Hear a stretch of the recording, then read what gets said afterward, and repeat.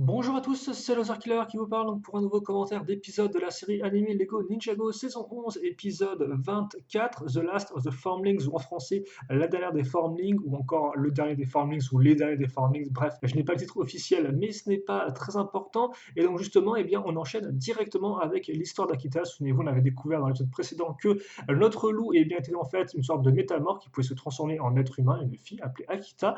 Et donc, elle a décidé qu'il devait révéler aussi son histoire à Lloyd, après que celui-ci eh bien, ait fait pareil pendant à peu près 3 épisodes au moins. Et donc, justement, eh bien, on repart dans le passé, où on retrouve Akita dans son village, où justement, eh bien, on se rend compte que les Formlings sont tous des individus qui peuvent avoir une forme animale, et donc, on apprend que forcément, ils vivaient en harmonie avec la nature, qu'à l'époque, eh bien, il n'y avait pas autant de glace, il y avait certes un peu de neige, mais au moins, on y vivait bien. Et justement, on retrouve surtout eh bien, Akita ainsi que son frère, eh bien, Kataharu, c'est son petit nom, qui, eux, eh bien, n'ont pas encore trouvé leur forme animale, ils n'ont pas encore passé la cérémonie, justement, et ça inquiète Akita parce qu'elle se demande qu'est-ce qui se passerait eh bien, si moi je ne trouve pas ma forme animale, sachant qu'en plus, bah, c'est déjà arrivé par le passé. Kataharu lui dit que c'est arrivé une seule fois, donc elle n'a pas à se faire de soucis, tout ira bien. Et donc, justement, la cérémonie commence, mais elle est interrompue eh bien, par le général Vex qui arrive justement dans les villageois. Et donc, on apprend que Général Vex, c'est justement celui qui n'a pas réussi à trouver sa forme animale, c'est un ancien Formling,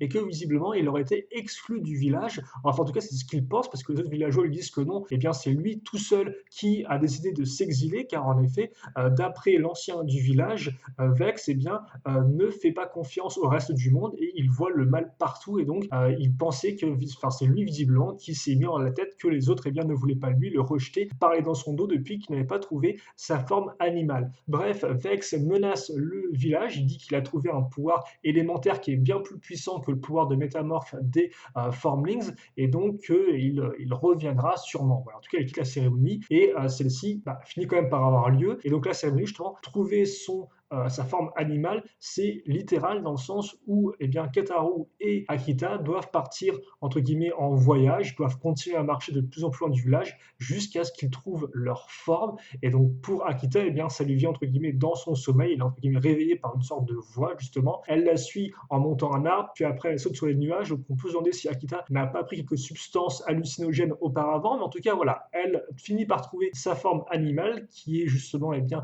la représentation d'un loup, ou dans ce cas d'une louve à 3 queues. Elle le suit et finit eh bien, par entre guillemets entrer en contact avec, et donc ainsi eh bien, devenir elle-même une louve à 3 queues, et donc elle a trouvé sa forme animale. Et justement eh bien, elle se rend compte que Kataharu aussi a trouvé sa forme animale, celle d'un ours, et donc ça fait que maintenant eh bien, ils ont tous les deux des sortes de chapeaux avec leur tête d'animaux, excusez-moi, sur la tête. Alors, j'espère que c'est des chapeaux et pas des têtes d'animaux plus ou moins décédés, quoi. Bref, quoi qu'il en soit, ils les ont trouvés, tout va bien. Il n'y a plus effectivement, Akita n'avait pas à s'inquiéter, elle a bien trouvé sa forme animale. Voilà, elle se sent plus, elle court dans tous les sens et tout. Forcément, c'est une loup, elle a plein d'énergie à revendre. Bref, Kataharu dit que lui, il rentre au village pendant que Akita reste derrière, sauf qu'Akita se rend rapidement compte qu'il y a un dragon et bien qui fonce, et là, ni une ni deux, elle se rend compte qu'il fonce sur son village. Sauf que quand elle arrive au village, eh bien, il est trop tard. Tous les habitants ont été donc gelés, donc glacés avec cette espèce de glace un peu particulière qu'on avait vue auparavant. Et justement, elle se dit que c'est trop tard, mais il y a encore son frère qui décide de se battre contre le dragon. Alors, bon choix, mauvais choix, je ne sais pas. En tout cas, même si Akita le supplie de partir, de courir, de s'en aller, eh bien, Kataharu, lui, reste face au dragon, et donc finit par se faire, entre guillemets, glace. En tout cas, il ne reste plus que neige après l'attaque du dragon, après le laser envoyé par le dragon, ce qui forcément détruit totalement Akita, qui vient de perdre son frère, ainsi que le reste de son village, sous l'œil effectivement du général Vex, accompagné de l'empereur de glace, donc qui était déjà là à cette époque-là. Justement, le général Vex était déjà en forme de glace de toute façon. Et donc Akita quitte le village, et comme elle le dit ensuite à Lloyd, eh bien, elle décide qu'elle reviendra uniquement au village quand elle aura pris sa revanche sur l'empereur de glace. Et donc justement, là, il dit que voilà, les deux vont entre guillemets au château pour la même raison. Et Akita le reprend: non, toi tu y vas pour ton ami, alors que moi j'y vais pour justement prendre ma revanche. Et donc là encore, c'est vrai que ça fait un peu un lien avec la première partie de la saison où Asphira voulait aussi sa revanche. Et donc là, on a aussi Akita qui veut sa revanche. Alors visiblement, Asphira, elle, était plus ou moins dans le déni et dans le tort. Forcément, c'était une méchante, vu que c'est plus ou moins elle qui avait, entre guillemets, j'allais dire, c'est elle, effectivement, qui avait un peu rompu son accord de ne pas utiliser le Spinsu à des fins mauvaises. Mais d'un autre côté, c'est aussi Wu qui était entré dans le royaume des serpents alors qu'il n'avait pas le droit. Donc en fait, c'est un peu une suite de mauvaises décisions. Donc c'est vrai qu'effectivement, le concept de fautif est un peu plus flou avec Asphyra, mais là, visiblement, avec Akita, c'est beaucoup plus clair et net, hein.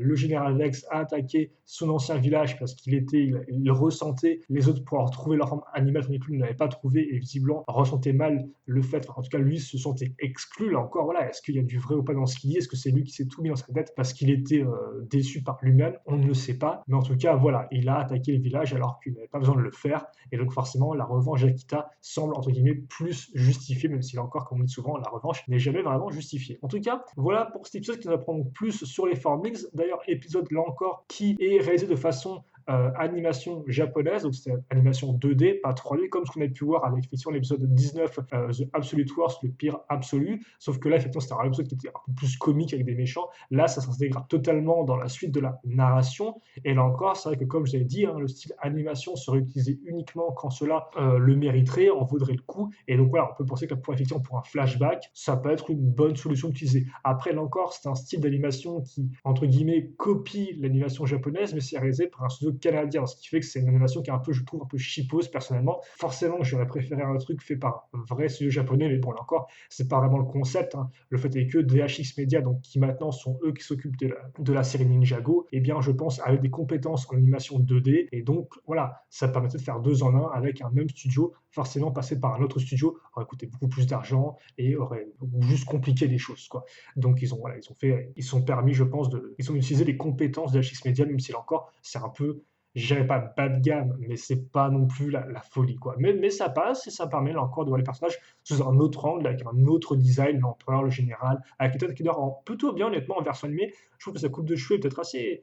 Elle est un peu plus rêche en version animée, je trouve, qu'en version 3D. Et honnêtement, elle rend bien aussi. Elle a un petit style avec forcément les deux dents, hein. Donc, c'est vrai que quand ils disent, ouais, il faut que tu cherches ta forme animale, bon, j'ai envie de dire, elle a déjà un peu deux dents de louve qui dépassent. Donc, bon, voilà, quoi, c'est plus ou moins. D'ailleurs, même sa tenue, elle a une forme de loup. Je pense qu'on savait déjà ce qu'elle allait avoir comme forme animale avant même qu'elle commence à faire son initiation, entre guillemets, sa recherche voilà, de forme avec son frère. En tout cas, c'est plutôt cool qu'il peuvent en apprendre plus sur les Formlings, et donc il les développe un peu, et donc il montre effectivement de voir là, encore leur histoire. C'est vrai que honnêtement, les personnages de classe, on se rend compte qu'honnêtement, ils en veulent, hein. Après, effectivement, avoir anéanti presque tous les Krags, enfin toute l'espèce de Krag, maintenant ils ont eh bien, gelé au final tous les Formlings. Donc c'est vrai qu'à part les humains, toutes les autres espèces, elles sont pas en reste, hein, au niveau de s'en prendre plein la tronche du côté des guerriers Blizzard, mais justement, eh bien, ça nous montre à quel point justement ils sont décidés à conquérir le royaume et à vraiment eh bien,